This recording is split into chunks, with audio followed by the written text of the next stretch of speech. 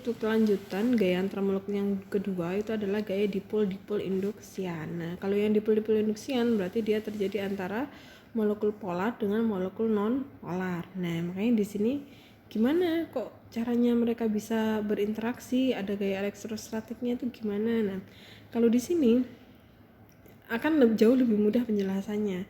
Nah, namanya molekul polar kan teman-teman lihat ya, HCl kayak gitu itu kan dia punya dipol, dia punya apa ya, karena elektronegativitasnya tidak sama makanya elektron cenderung tertarik ke salah satu kan, misalnya HCl, makanya elektronnya yang Cl itu parsial negatif, yang H parsial positif, tapi mereka tidak benar-benar jadi H plus dan Cl minus, jadi hanya parsial positif dan negatif. Nah, itu yang disebut dengan dipol. Dia punya dipol positif, dipol negatif. Nah, senyawa polar yang memang punya dipol itu nanti akan menginduksi senyawa molekul nonpolar di sebelahnya.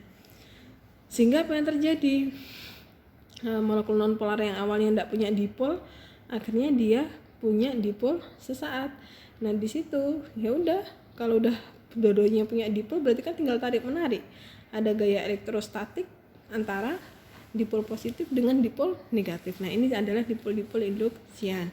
Yang ketiga adalah gaya dipol-dipol. Nah, ini lebih mudah lagi penjelasannya. Nah, karena dipol-dipol itu terjadi pada molekul polar dengan polar, artinya apa? Mereka memang dari awal sudah punya dipol positif sama dipol negatif karena elektronegativitasnya berbeda. Nah, di sini berarti molekul polar memiliki dipol permanen. Jadi kalau polar itu dipolnya permanen, kalau molekul nonpolar itu hanya punya dipol sesaat. Nah, kemudian gaya elektrostatik dipengaruhi oleh tarikan antar molekul dan gaya tolak antar molekul. Nah, kayak gini. Jadi ya wis, mereka tertarik karena masing-masing punya dipol positif sama dipol negatif.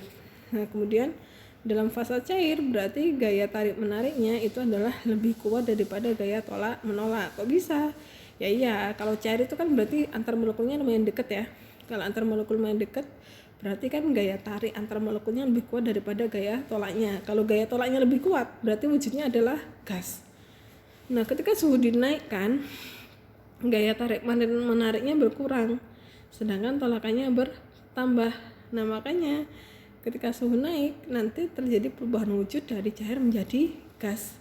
Nah, saat mendidih, gaya tarik itu sama dengan gaya tolak menolak. Nomor 3, gaya dipol-dipol. Nah, ini untuk susunan molekulnya. Jadi kalau molekul ramping itu susunannya dia seperti ini, atas bawah. Tapi kalau molekul polar yang bentuknya gemuk itu susunannya seperti yang bawah, kayak gitu ya.